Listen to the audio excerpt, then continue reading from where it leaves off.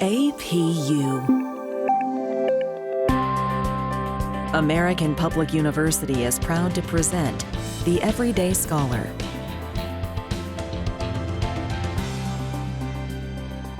My name is Dr. Bjorn Mercer, and today we're talking to Dr. Jeffrey Leatherwood, Associate Faculty of History. And our conversation is going to be about dynamics at work. Welcome, Jeff. Glad to be here, Bjorn. Excellent.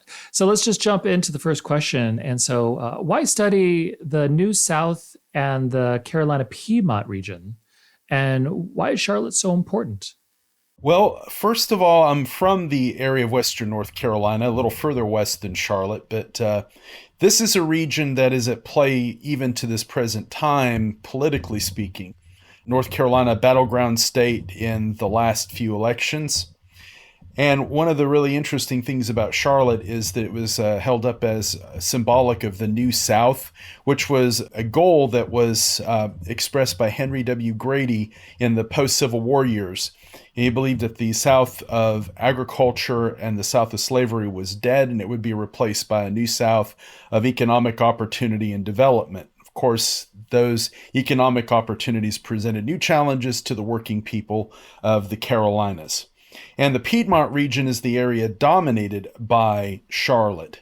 And it's interesting to note that Charlotte, even though it's a North Carolina city, actually has a lot of economic impact on parts of South Carolina, the upstate.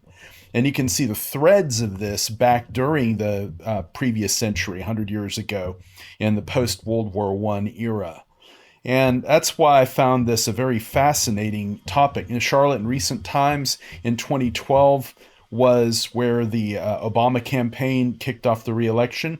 And in 2020, before COVID-19 complicated matters, the Trump campaign also thought about doing their big shindig in Charlotte. So being an economic capital, though seriously hurt by the 2007 recession, Charlotte's still a force to be reckoned with. And that's the reason why I did my research on Charlotte. It's because it was a very important theater for labor history 100 years ago, but it's a forgotten history because it's a bloody history, and Charlotte today doesn't really like to revisit what happened in the past, but you can't rewrite history, not a single line of it. No, that's absolutely excellent. And myself, having lived probably 1,800 miles from Charlotte my entire life, I know very little about Charlotte, the Carolinas, honestly, and the South in general. And I think that's one of the complications of history, is we all essentially learn these mythologies about history. And sometimes we think these mythologies, or just oral history that for some reason that has been passed to us, are true. And we simplify history to sometimes caricatures, such as the South. For people who don't live in the South, you might have these preconceived ideas of the South, or, maybe people who live in the Carolinas, you have a preconceived idea of California, because there's a certain mythology that goes to certain places and then just stereotypes. And so how did you discover this research topic? You said you're from the area, so that obviously is a contributing part. But you brought up something really salient about the mythologization of a certain region. And there's this reigning theory that the South was not organized and was wholly rejective of organized labor. And that's simply not true, because there's a number of historians who've pointed out that there were willing minds and willing hands to embrace organized labor in the Carolinas, particularly in the upstate South Carolina and the North Carolina Piedmont region. But I got interested in it because I was a master's student at Western Carolina University, and I had a professor that I was very fond of, very close to, named Jerry Schwartz, who tragically passed away last year. And so I've been thinking about him a lot because in many ways he inspired me to go on to become who I am today. And one of the assignments that we had in his industrial class was to look at some labor history or industrial event that had a local connection. And when most people think of labor history in North Carolina, they think of the textile mills, they think of the mill towns.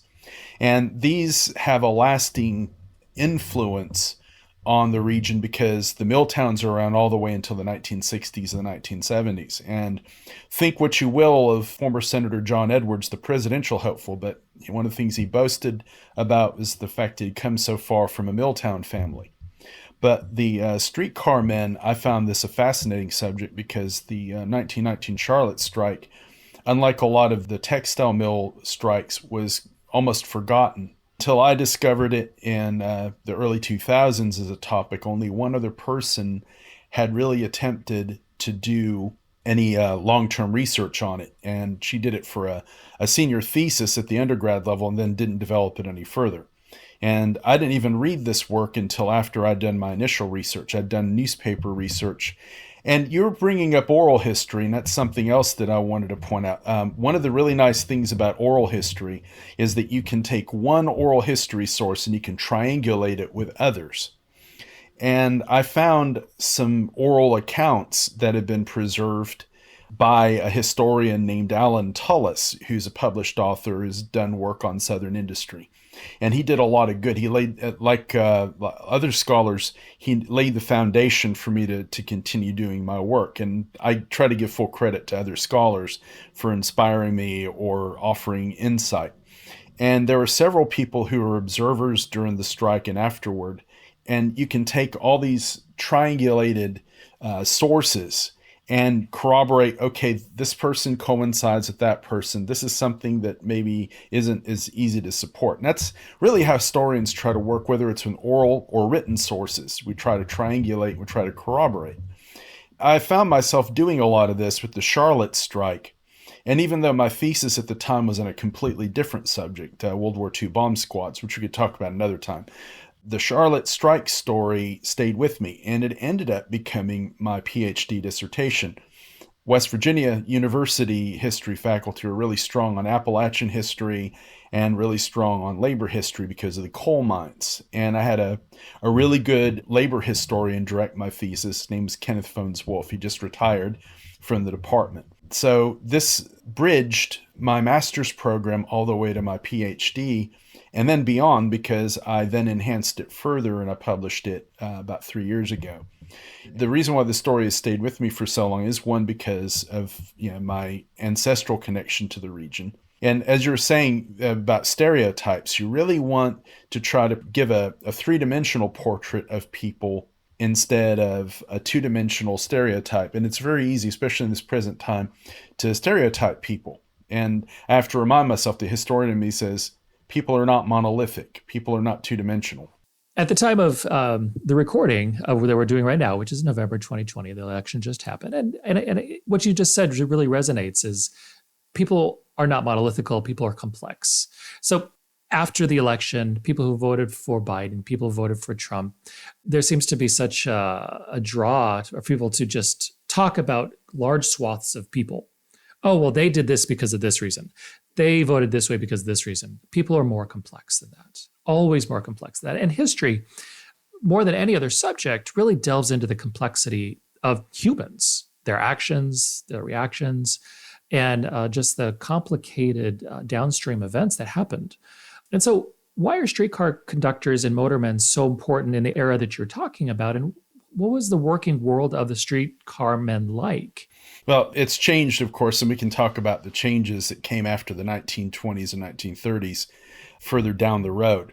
But as you were saying, you can't really judge an entire people and sum them up with a few facile arguments. The reason why the region I'm talking about was amenable to labor was because of bread and butter issues. Even though labor union members have been often painted by their critics as socialists, and that was very common back then. The propaganda that the local newspapers used was very anti-labor, and it used a lot of anti-Bolshevik imagery, saying, the Bolshevik Revolution happened in 1917, it can happen here in 1919. And of course, the people who backed the streetcar unions in the Carolinas were anything but socialists. They were thinking about ordinary working class concerns like cost of living, which after World War I was really dreadful. But the streetcar men acted as conduits of information about the way that working class people, local working class people, were treated, because they heard all the stories from the textile mill workers and the other workers that traveled to and from. and they were sympathetic in large part. There was some mistrust by the streetcar men toward some of the textile workers, because the textile workers tended to be a little more fiery, a little bit more unmanageable. But many of the streetcar men believed that the workers in the textile mills should be unionized too, even though the American Federation of Labor focused more on trained workers. Now, streetcar men were trained workers, they were skilled laborers, and this is something that was borne out by state and national discussions in Congress. And they talked about why streetcar men were so important. They're skilled workers. They take people to and from work. They operate streetcars safely. The union promoted safe conduct and safe practices.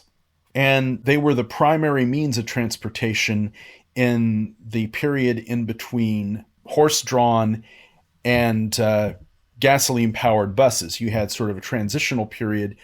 You had electric streetcars starting in the 1890s, and they were still in vogue all the way until the 1920s with the construction of streetcar suburbs that served the local areas. People would go to school on streetcars, they go to work on streetcars, they go downtown, they go out to recreation parks.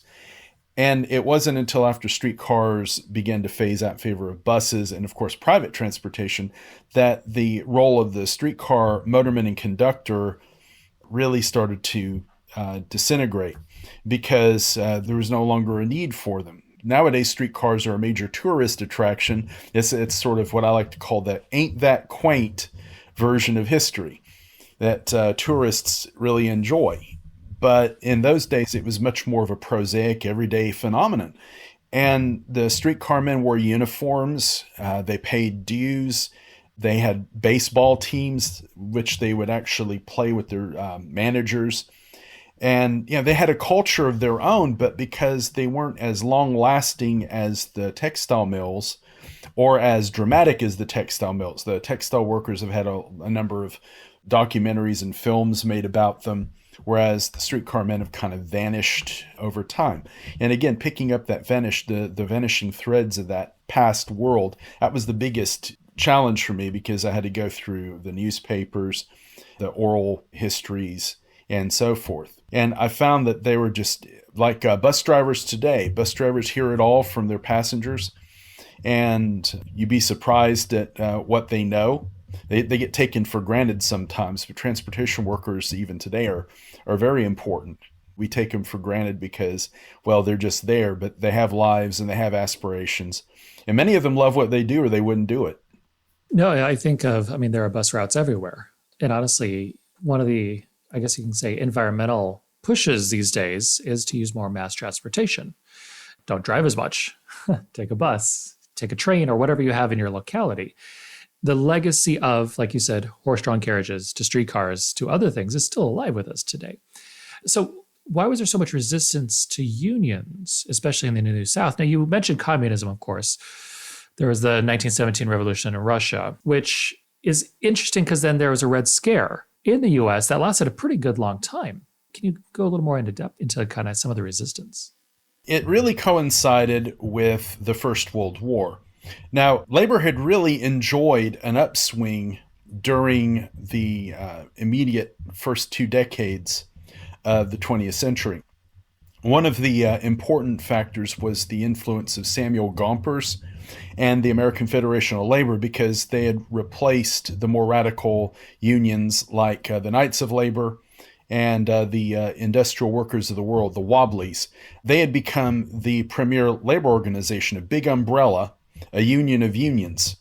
But they avoided the really radical expressions of labor. They used strikes only as a last resort. And they also abided by the prejudices of the era. They had very few women organized. They abided by Jim Crow in areas of the South. And they largely ignored unskilled trades like the textile mill workers. And of course, the de-skilling of labor was something that had been going on since the Civil War. But with the 1912 election, you had very strong support for organized labor from the Democratic Party under Woodrow Wilson. In fact, a former United Mine worker became his Secretary of Labor. That would be William B. Wilson. And during the war, the labor unions demonstrated their support for the government at war by resisting impulses to strike. Labor was largely divided, much like the Democratic Party of today. You had the moderates, and then you had a few people on the fringes who were more radical. And of course, it was the radical elements that the businesses argued against, and of course, guilt by association, because you've got these really radical, outspoken people. Therefore, the whole labor organization is really like that. And again, we hear the same arguments today about why labor is so dangerous.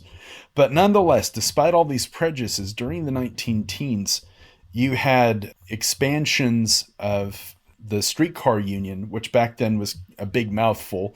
It was the Amalgamated Association of Street and Electric Railway Employees, or ASER as I call it.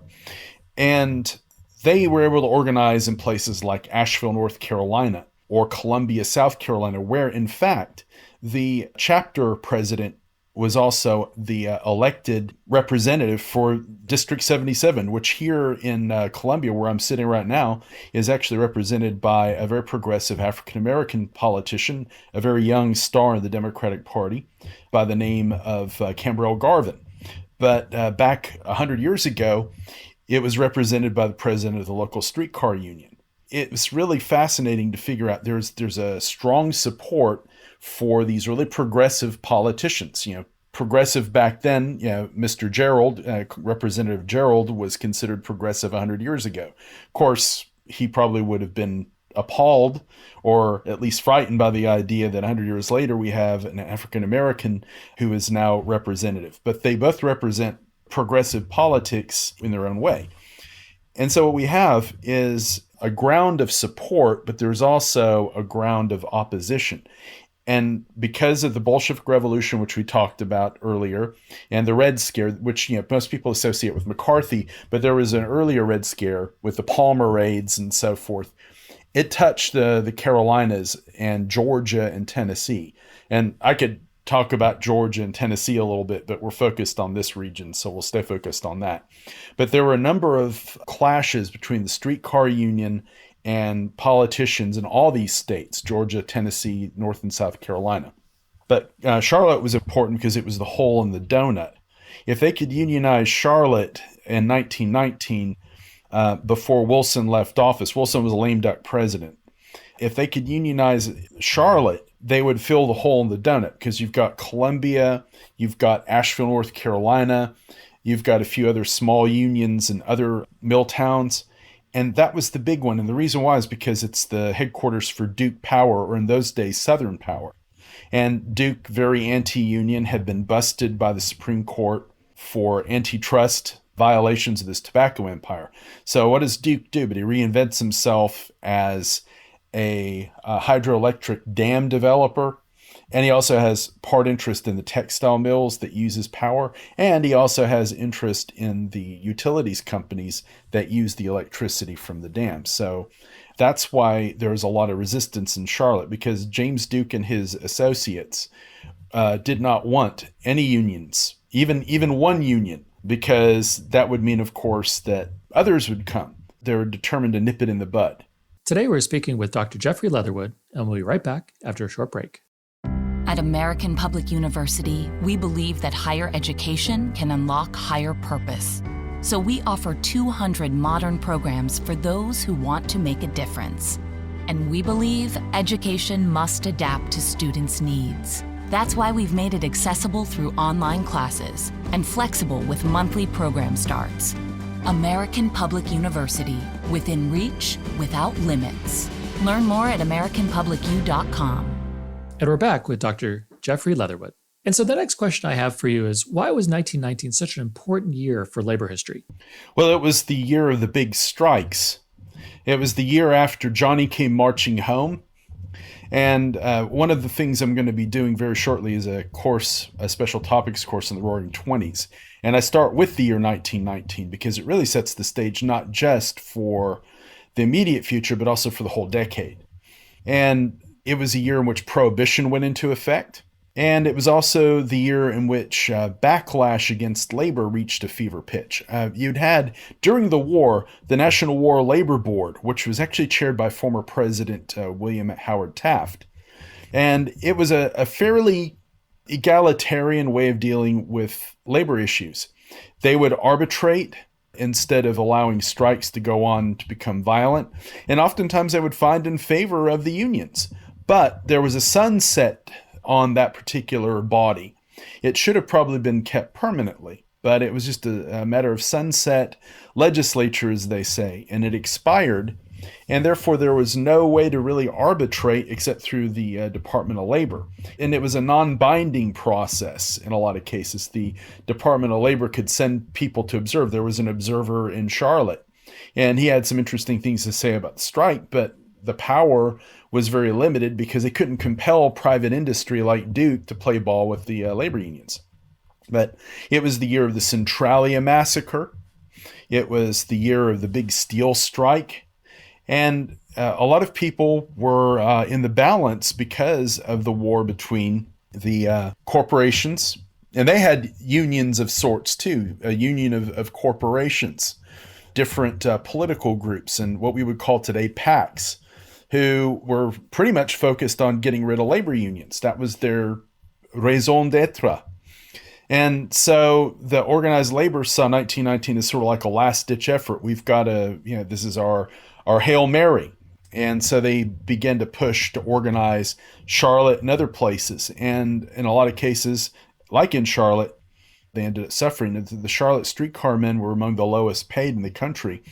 The national average was 26 cents to 28 cents for an hour, which we're talking about wages 100 years ago when we were still on the gold standard.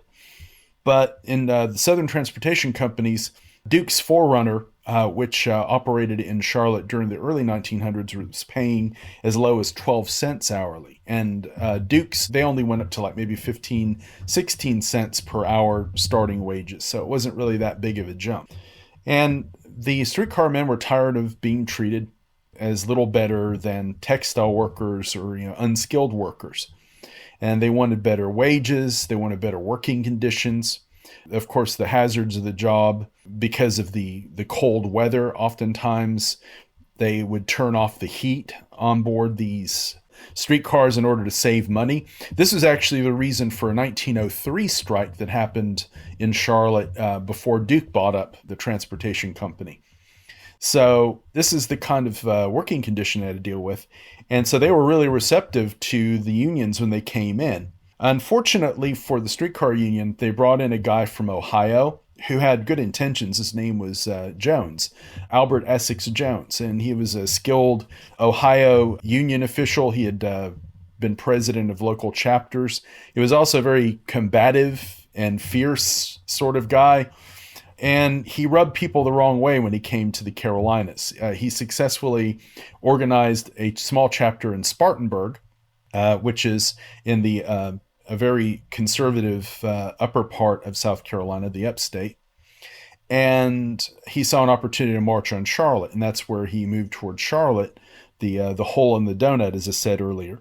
And Charlotte at this time is booming. It's growing fast, but there's a lot of resistance in Charlotte. There was some support. The mayor of Charlotte, Frank McNinch, who's an interesting figure, he would later on become the first head of the Federal Communications Commission under Franklin Roosevelt. But at the time, he was mayor of Charlotte, and he was pro-labor, but he was in a bind because he also had to deal with conservative businessmen like Duke in the area. So he had to play very soft with the organized labor. And as a result, there were mixed messages in Charlotte for the union. On the one hand, they were able to organize not only the chapter in Charlotte, but also they were able to organize chapters in 3 other towns, one in Winston-Salem, which is to the north of Charlotte, and then a couple to the south of Charlotte in Anderson and in Greenville. Anderson went back over to Duke almost immediately. But Greenville would end up being the most hard-bitten. They would be the last to tear up their charter and come back into the fold. But when the Charlotte strike started in August, it paralyzed not just Charlotte's public transportation, but also transportation in 2 other towns, and complicated the situation in other towns. And this is why it really hurt Charlotte and why they considered it to be a threat. And the local newspapers attacked Jones and attacked the union. And the company hired strikebreakers. Zebulon Taylor was the vice president. He was Duke's right-hand man. I like to refer to him as the hatchet man because he did all the firing and all the hiring for the Southern Public Utilities Company. And he was vociferously anti-union. You read his tirades in the newspapers, and they're every bit as what you might expect from a Twitter message from a politician of the present day. And these people were attacked as outsiders, even though the local union was consisted of local people. And there were violent clashes between these armed strikebreakers and local demonstrators. No one was actually killed by these strikebreakers, but they were intimidated. And in one case, one or two cases, the strikebreakers actually shot over the heads or at the feet of protesters. And it all came to a head on the night of August the 25th of 1919. And this is what's called the Battle of the Barn.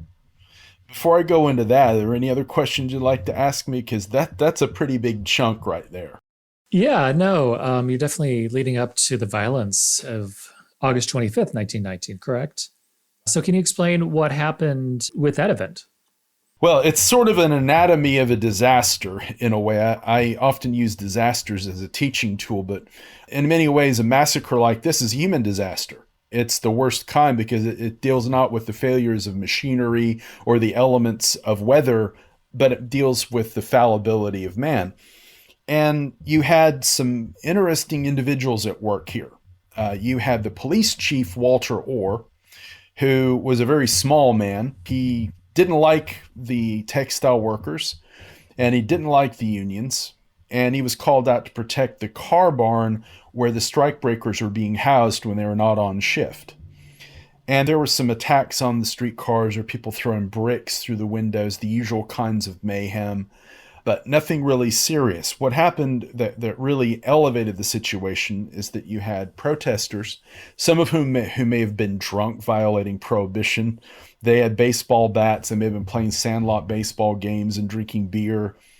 And they all flocked to where a small group of protesters were hovering outside of the car barn in downtown Charlotte. And you had Police Chief Orr and his men, and you had the strikebreakers who were armed, but who were not necessarily on picket. There's a question about whether the strikebreakers took part in the shooting. Most of the shooting seems to have been the police, however. And to make a long story short, there was a teenager who attacked one of Chief Orr's officers. Whether he was drunk and causing mayhem or if there was something more political involved, we don't know. I've not been able to ascertain, but the police officer claimed the boy was trying to grab his gun. But whatever happened, the boy was slugged and he was injured, probably with a concussion, and he was taken to hospital. But he was so badly hit that there were rumors that the boy had been killed. The kid's name was Clem Wilson. Well, Clem had a big brother named John Wilson, and by all accounts, he was huge. He was supposed to have been a big, textile worker, big bruiser.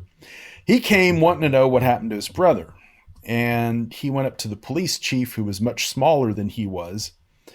And even though Wilson himself didn't actually have a weapon on him, he rode to the scene in a horse-drawn buggy, which tells you, kind of how rural the guy was.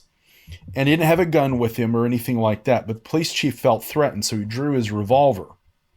And he backed up toward the line in front of the car barn, and he panicked and fired in the air with his police revolver. Later on, he claimed that he fired at and above the crowd because he thought he saw a gun. But in the murder trial that followed, he finally broke down and admitted, yeah, I fired in the air. I got scared and I fired in the air. But nothing ever happened to him. He was never punished for this action, which started an avalanche of violence. You had lead flying from one direction, from the car barn out into the crowd. 5 men were killed and 12 were wounded, some of them very seriously. And when the smoke had cleared, there were bodies lying all over the area in front of the car barn. One unfortunate fellow who was a railway union member, which indicates that there was cross-union support for the streetcar men. He had dragged himself all the way to die in front of a laundry building. And one person that I was able to figure out, who was 17, was not a member of a union. He worked as a store clerk, and he may have stuck his head out the window. It might have been collateral damage, as they like to say. Friendly fire, whatever. But I was able to trace his gravestone. He was only 17, and he was killed by a flying bullet and killed instantly. So this is the short-term tragedy.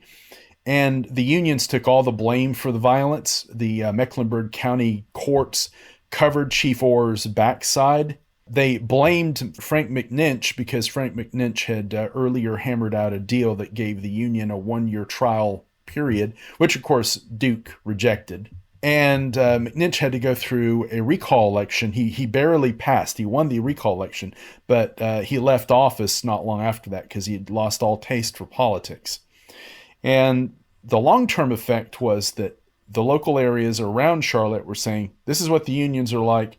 Let's divest ourselves of any connections with the unions. The unions are at fault. And so it not only slowed any union progress, but it also undercut previous union successes. By 1920-22, there had been a couple of strikes in the Columbia area, and the Columbia Streetcar Union collapsed because they were locked out of their jobs, and they had to go find other means of supporting themselves. And so by the end of the 1920s, the only streetcar union chapter that was still around in the mountains was Asheville, which is interesting because today you have the American Transportation Union, and back in 1920, they were known as ACER Chapter 128, and now they're ATU Chapter 128. So they've got the same designation as 100 years ago. It's fascinating because of the tragedy. I mean, for all intents and purposes, as with most violence, as you were talking about, kind of the fallibility of being human, none of this had to happen.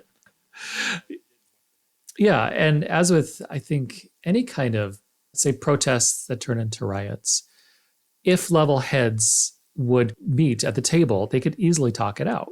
But human nature for what it is, human inclination to violence for what it is, these happen, human fear. And then just like you said with the store clerk who was collateral damage, the poor guy got killed. And, how many times in various riots throughout history has that happened where a poor bystander is snuffed out of existence for no fault of their own because other people can't control themselves, which of course is the real sad part of any kind of riots. And so what has changed for transportation workers since this fateful year in 1919? Well, obviously the streetcars gradually were phased out. In Charlotte, they were phased out by 1935. They were going out in 1929, but they were finally completely phased out and replaced by an autobus system. And the car barn itself, the monument to the men who died, was turned into an up-to-date modern garage system. Later on, it was used by Duke Power as a storage building. And when I started researching it, they were trying to save it as a historic monument. They're going to use it as a museum to talk about transportation. But the bond failed in 2003, and in 2007, it was torn down. And nothing has really been remarked upon except for a few newspaper articles. They missed an opportunity last year to commemorate the century of the strike and the tragedy, and there was really nothing done about it. I talked to a few historians about getting something started, but there was just no interest in the city. The Amalgamated Transportation Union still helps the transportation workers of the country, and they're still a vital part of the American Federation of Labor, which is now part of the AFL-CIO network. But that's one of the big changes. But they have historians too, and they were fascinated by the history I just related to you because they didn't know anything about it. Again, it's sad to think of these important events that happen for people, and they might be categorized as small events because they only impact a few dozen, a few hundred, and only a few people died, which of course is a horrible thing to say. That's one of the one of the unfortunate rhetorical devices of history is when you say stuff like, well, only 5 people died or 5 people died. That's 5 people who died though. Right, exactly. And I always tell people, that's the same number of people who were killed in the Boston Massacre. And we make a big deal about the Boston Massacre, even though it was anything but. And with regards to the people that died there, it only made like one sidebar in the New York Times. I mean, it really was, by comparison with bigger events, very small. But it had a powerful impact on the people who were immediately affected by it. Exactly. It makes me think of the John Adams series of HBO, 20 years ago now, in which they recreated the Boston Massacre. And, when you watch that, of course, the visual medium of television makes things come alive. And you look at it and you're like, okay. And you look at it and you watch that and you're like, this is a really small event. Again, people died, a tragedy. But yes, I mean, the Charlotte riot versus the Boston Massacre, similar in scope, which is so bizarre. But Charlotte completely forgotten, which is sad. The circumstances under the Boston Massacre, of course, were a bit different because we're talking about a much smaller number of people. You have the East Coast versus the entire nation. And of course, something like that is going to be commemorated, especially because it was valuable propaganda for the Sons of Liberty. Whereas with the 1919 period, I mean, take your pick. There's a lot of strikes and a lot of violence that has happened. And so it's overshadowed. Whereas the Boston Massacre was really partly instigated by the Bostonian workers. I mean, that was one reason why John Adams was able to defend the British troops and Lieutenant Preston so effectively, is because facts are stubborn things. The fact is, the soldiers didn't start the violence, whereas you could definitely say that the violence was escalated by the company in Charlotte and abetted by the police officers. Yeah, and it really makes you be very skeptical of the intentions of corporations, such as in this case, where, when you think of the Ludlow Massacre, where it was just about breaking the union or breaking the organized labor to save money, which is just, they're fighting for just a better life. And yet companies can't pay a little more. Same thing with Matewan, which happened around that same time period. Yeah, and it comes down to greed, as you're saying. I'm going to go out on a very, very far limb here, and I'll compare it to the current discussions about Amazon. Amazon, I think it's the largest company in the world as of 2020. Jeff Bezos, the richest person in the world. And they're hesitant to pay their workers a little more, the workers in the warehouses. These are the people that give everyone the products. And you can make their lives a little better, but you want to chip into your multi-billion dollar valuation by just paying people a little more? It's completely bizarre. And from my perspective and from an ethics perspective, ethics are gray, but you give people a little more, they are a little happier. Of course, there is a point to where you give them more, then it's a zero-sum game. Right, exactly.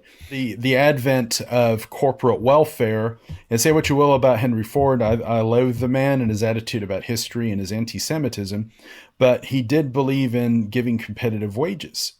And that's one of the topics that I do like to talk about is the rhetoric of hard work. And I think this is a great example of it because these men, I'm assuming they're all men who did the streetcars. They only had women in World War I, and they were mostly in big cities like New York and Baltimore. Yeah, and this time is so interesting because then women were given the right to vote in 1920, just I guess ratified in 1919, but given the right, so it just happened.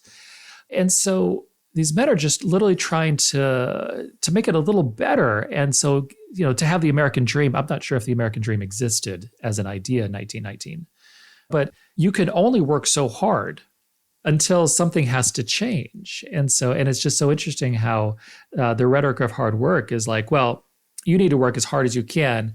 You still won't make that much money, but that's just your place in life. And then when people actually try to organize and try to make it better, it's then blocked constantly by corporations, which then at the time I'm sure would have been what I'm saying right now would have been like, well, this is communist propaganda and you're going to be. Well, you still have that rhetoric in a lot of things that we hear today. And unfortunately, there are some people on the outer fringes who kind of tear out the carpet occasionally because they don't know how to temper their zeal with maybe a little more restraint, maybe a little more decorum. And of course, they say things that are embarrassing and it can be used against the overall effort to ameliorate the world of working people. And of course, now we have working men, working women. We did away with child labor, though that could come back if we're not careful. And yeah, the concept of hard work, I know it's sort of almost like a boilerplate expression of, work hard. But it is true that in order to be successful, you have to be good at what you do. You have to be competent. And there was some talk about organizing when I was a PhD student, and they talked about organizing adjunct professors or adjunct instructors because they were considered to be exploited by the universities because the universities weren't hiring more tenure track professors. And of course, I never got into that particular business too much. And I know that some people were afraid to get involved with that movement because they were afraid that it might hurt them when they got their degrees and they tried to apply for tenure track jobs. Yeah. And I mean, what you said right there is just, it's existing structures surviving because they always have, and people fearful of changing it because it could jeopardize their future. And it totally makes sense. And just like with universities, we're going to side tangent, universities keeping underpaid resources, labor, because they can. Well, you're getting a degree. We're not paying you anything. It's just part of the deal. And, and that's one thing in higher education that, doesn't look like it will change, but it should. They run like businesses instead of institutions. And they always look at the bottom line.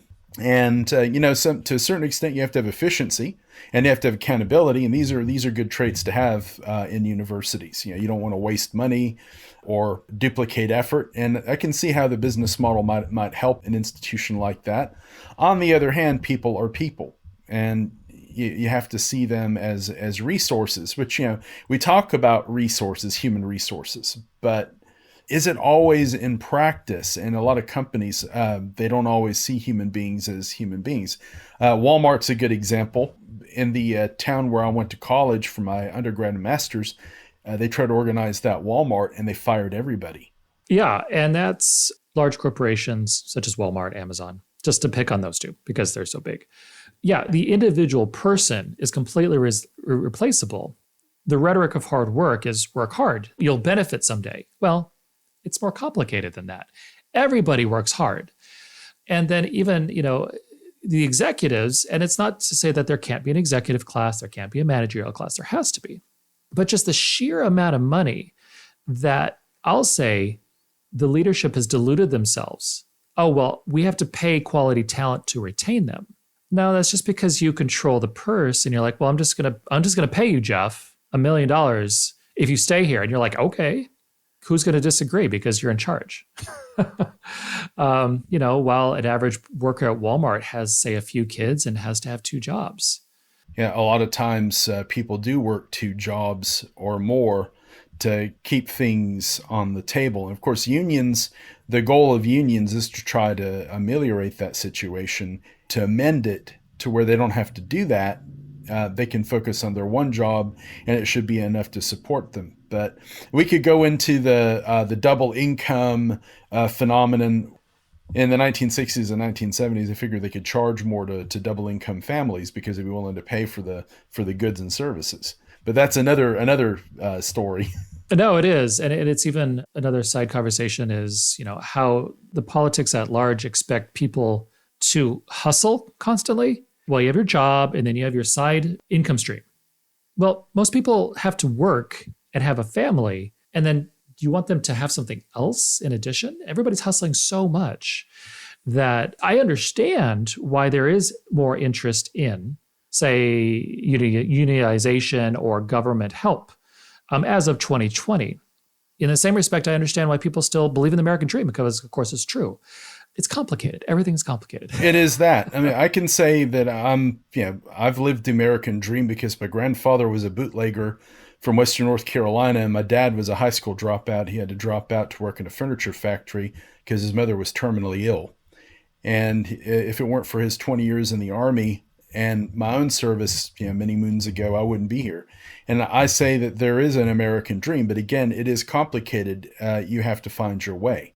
Exactly. And it's tough because, again, going back to the rhetoric of hard work, the American dream is really about your average person being safe and having a job. And if that makes sense, it's not about becoming a millionaire. And I think because of media and American media portrayals of wealth and extravagance, that's kind of what people think of. And in reality, a more temperate approach to the American dream is reality. It is. And the median income in America is something that I can tell you from having visited other countries. The luxuries that we enjoy here and the just a median income would be really considered extravagant in a country like Northern Italy, where I lived as a child. And I had toys that the Italian kids could only dream of owning. And that was just from the perspective of a child. And as a young adult, when I was in Turkey, the American dollar could go a long way. And it's made me appreciate things a little bit more because I've actually seen how other people live in other places. I've been to Mexico once or twice just over the border, and I've seen the poverty in places like Juarez. I grew up in El Paso, Texas. Yeah, I took some credits at UTEP, University of Texas, El Paso. When you're coming out of the library, right in front of you, across the river, the Rio Grande, is Juarez. And it's literally, it's not a shanty town per se, but it's very shabbily constructed buildings. And you're like, that is reality. And it's sad that the rhetoric of hard work is what I would describe as mainly used by politicians to say, you need to work harder. It's your fault. You're in this position. When reality is that we all work hard. And if somebody could have that message, we're all working hard and we all just need to have a good life. And for the most part, the average person, they do that. They understand that. And much like what we were talking about here with the Charlotte strike, those people in leadership positions that then corrupt what is going on and put into place bad things. A lyric from Neil Peart, the lyricist and drummer for Rush, who died earlier this year, comes to mind. Nobody's hero. And in one of the verses, he said, "It's the pride of purpose in the unrewarding job. It is the voice of reason against the howling mob." And I've always liked that particular line. Of course, it's sort of an aspirational role model that you want to be like that. And, as a historian, I've had students who've told me, they're really angry about situations today. And I tell them, stay at home. Don't go out there into the streets. Don't go pounding the pavement. I completely agree. I don't recommend anybody going to protests. You can protest, but protests can turn into riots. And when riots occur, all bets are off. Anything can happen. You could die. And who gets the blame? Just like with the Charlotte strike. If anything that has taught me, this is even before the obvious examples that they used about, the Nazis fighting in the street during the rise of Hitler. No, but even before that, if you go out there and you protest and you fight with the police and you fight with strikebreakers, they're going to make you into the bad guy, even if you had the gravity of justice on your side. No, it's true. And from a political perspective, I loathe the media because the only thing that seems to be important are national elections, when the most important thing are local elections. Local elections is what keeps people together. It's what makes the world go by. Example, those people in Washington, D.C., who get all the attention. It's not that it's a clown show, but what really happens is what goes locally. And locally, almost every time people work hard and they work for the good of the local environment and local people. So, but before we keep on going on, any final words, Jeffrey? I think that this has been a very enjoyable and thought-provoking conversation, hopefully from me to you as well as from you to me. You've brought out a lot of really good points that I was able to tie into my research. I think that this time period has a lot to offer us, but looking back on it from a centennial viewpoint, human beings tend to be number obsessed. And so 100 years ago, but regardless of when something takes place, it still offers a valuable lesson for the present day. Because one thing I've learned, our technology evolves, our governments sometimes change, but human motivations are always the same. And to understand history, you have to understand human nature. I completely agree. And thank you for an absolutely wonderful podcast. And today we are talking to Dr. Jeffrey Leatherwood, Associate Faculty of History, and our conversation was about dynamics at work. For more information about our university, visit us at studyatapu.com. APU, American Public University.